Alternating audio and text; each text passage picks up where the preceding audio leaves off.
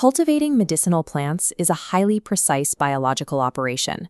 The entire life cycle is engineered to maximize the synthesis of specific active therapeutic constituents within the plant's tissues. In conventional agriculture, an insect feeding on a leaf reduces the total volume of the harvest. In pharmacognosy, that same feeding damage directly compromises the chemical integrity and efficacy of the herbal drug. When pests attack, they introduce foreign enzymes that rupture the cell wall. The plant's vital active constituents spill out, immediately oxidizing and deteriorating. This degradation creates two immediate problems.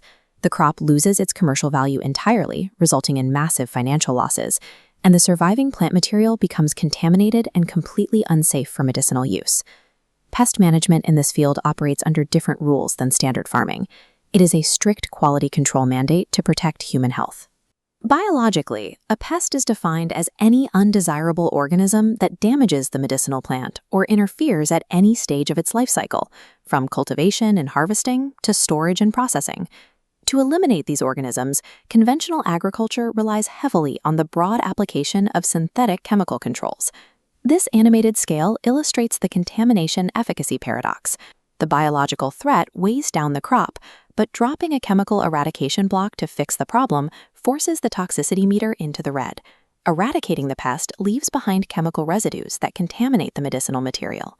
Spraying fields to maximize yield is not a viable option here. We have to construct a specialized hierarchical defense system to navigate this paradox.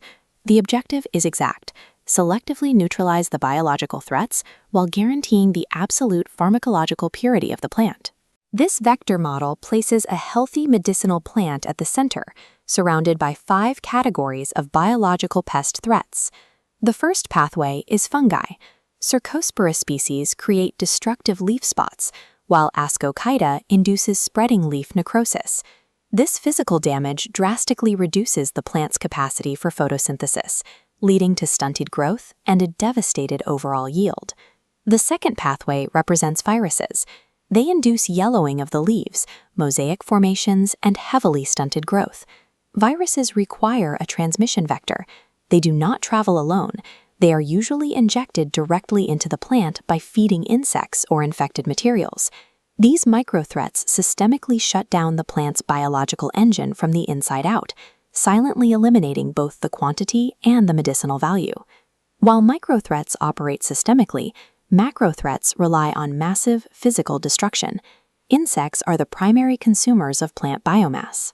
Beetles, flies, moths, grasshoppers, termites, and cutworms rapidly dismantle the crop.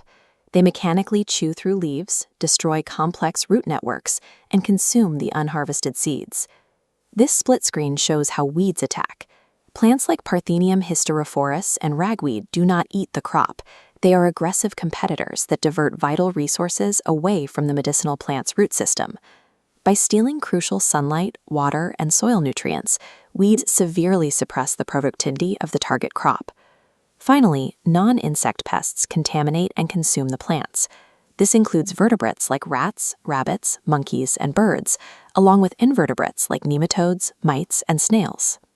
These macro threats physically strip the plant of the raw biological resources it strictly requires to synthesize its active medicinal compounds. To protect the crop without triggering the contamination paradox, we build a defense hierarchy that addresses all 5 threat vectors. The absolute baseline is mechanical methods. This is the physical removal or destruction of the pest itself.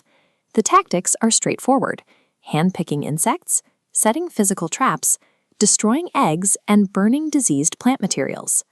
Mechanical methods are environmentally flawless and carry 0 risk of chemical contamination, but they are incredibly labor-intensive to scale. The next layer of defense shifts to preventative strategy, agricultural or cultural methods.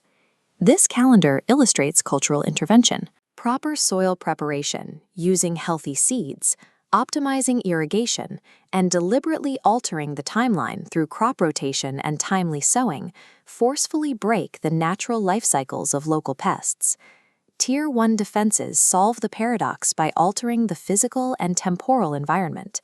They starve out pest populations before introducing a single foreign substance.